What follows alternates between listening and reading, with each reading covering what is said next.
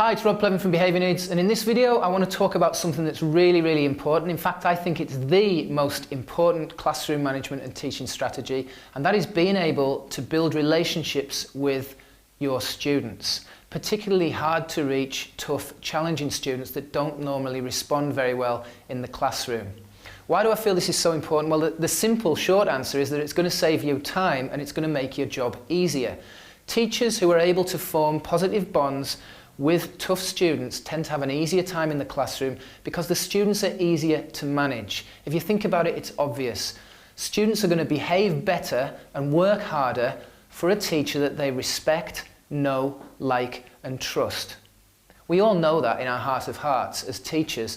We're being told it all the time. It's in all the teacher training manuals and all the books. You must be able to form relationships with your students if you want to have a successful time in the classroom.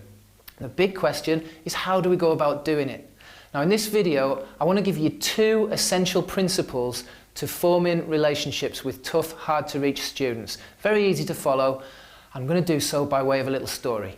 I'd like to tell you about a gentleman called Joe Girard, and if you look him up on the internet, you'll see that this is actually a true story. Now, Joe Girard was a salesman, not just an ordinary salesman though. He won the title of World's Best Salesman 12 years in a row.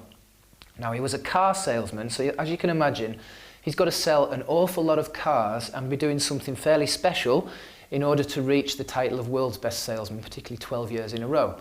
Now, when he's asked about his success, he attributes it to being able to form really good relationships with his customers. And the two principles that he used, which I'll tell you about in a second, are the same two principles that I think are at the heart of all relationship building, and we can use those as a really simple formula for building relationships with our toughest students. Basically, the way he went about it was this. Whenever he met somebody new, he would ask them for their name and address, and he would put it in a special database. And from that moment on, every month, that person received a handwritten greetings card from Joe Girard. Just a nice greetings card with a warm, simple message inside saying, "Hi, how are you doing, Joe Girard?" Or "Thinking about you, Joe Girard. Hope you're okay, Joe Girard," that kind of thing. Nothing to do with selling cars, just a simple message to keep in touch and showing that he cared about them. And he was sending those out every month. Now, at his peak, he was sending out 14,000 of these handwritten cards every single month. That's about 500 a day, and he even had to have staff to help him write them. So this became a full-time job pretty much, and you can imagine putting that kind of time, effort and money into doing that. He was only doing that because it worked, and indeed it did work. He sold an awful lot of cars that way. Because if you think about it, most people change their car every few years, and who's the first person they're going to think about when they want to change the car? Well, obviously it's that nice gentleman, Joe Girard, who's been sending me cards for the last few years. And that's why he was so successful. Now, those two principles, basically communicating frequently with someone and showing that you care about them, are the two principles that we can use in our relationship building. So, in terms of bringing those two principles into the classroom and using them to build relationships with our students, first of all, we need to be looking at ways of communicating more frequently with our students, taking advantage of all those opportunities throughout the day just to chat with them and exchange a few words, such as the dinner queue, the bus queue, on yard duty, in the corridor, as well as during the lesson itself. And we can look at different ways of communicating with them other than just speaking with them. So you might use post-it note conversations, for example, where you're marking their work, and rather than just putting a comment about their work and giving them a grade, you add a little post-it note in their book with other comments on life outside school, how they've been getting on in sport, music, that kind of thing. And in terms of showing that we care about them, we really do need to convince them that we're there to help them and we want them to succeed. We're not just there to teach them and tell them how to behave. Now, those two strategies, showing that we care about them and communicating frequently with them, form the backbone of this new resource, and this really does it all for you. This has got all the fast-acting strategies that you need to be able to build those vital, important bonds with your hard-to-reach students. In terms of frequent communication, for example, we've got 5 different ways of starting conversations with your students. Because if you think about it, your average maladjusted student doesn't really want to talk when we first approach them. So we need novel ways of getting the communication started. And once we've got them talking, we actually need something to talk about with them. And the best thing to talk about is something that actually interests them, something they want to talk about. So we need ways of finding out their interests. And in here there are more than 20 novel activities and resources and ideas for finding out your students' interests. And you can use those in the lesson as a filler or a starter or even a whole lesson activity, or you can use the ideas outside the lesson. The important thing is you're going to find out what their likes, dislikes, passions and interests are, and you can use those in conversation with them, you can use them to build relationships with them, and you can also use them as a classroom resource as well.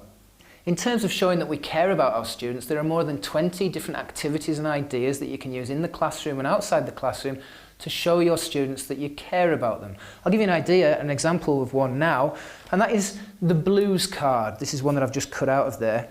The blues card is for those students that are really struggling in class. You might have a whole class of students who are really struggling. We all get the blues from time to time, and this card is something that you give to each of your students, and on it says, this is your blues card. Whenever you get the blues, you can trade your card by cashing it in for a treat. You get one card per term, or per month, or per week. You can edit that, so use it wisely. It's just to show I'm aware of the issues you face and I care. Now those treats might be a 5-minute break from the activity, being able to get a drink of water, being able to have a quick walk, being able to go out in the corridor, or being able to have some one-to-one time with you. But the important thing is that this conveys that you care about those students. As well as showing that you care and communicating more frequently with your students, we've also got ideas for learning names in here, because that's really important. There's nothing worse than getting to the end of a half term or even a term and still not knowing some of your students' names in a big class. How must those students feel? It's essential that you know all your student names as soon as possible. And there's 5 really clever ways of finding out students' names in the fastest possible time. You should actually be able to learn a class of 35 names in one session, in one lesson, and you can with the ideas in here. There are also more than 20 ideas for building classroom community.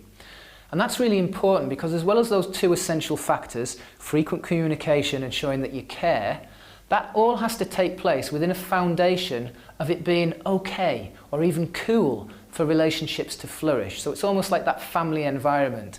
And that's what we do with the community builders. So there's more than 20 different activities you can use with your group to help them build peer relationships. Finally, there are 5 different ways of making time to build relationships, because as you know, time is very precious for teachers, and all this stuff you might be thinking is great, but it takes up my time and I haven't got any time. Time is precious. Well, we've got 5 different ways of saving you time so that you can make relationship building a priority without wasting your precious commodity. Finally, there are some bonus materials in with this. One of them is the Stepping Stones resource sheet, and this is just a handy summary that you can use to jot down the main ideas as you go through each of the sections.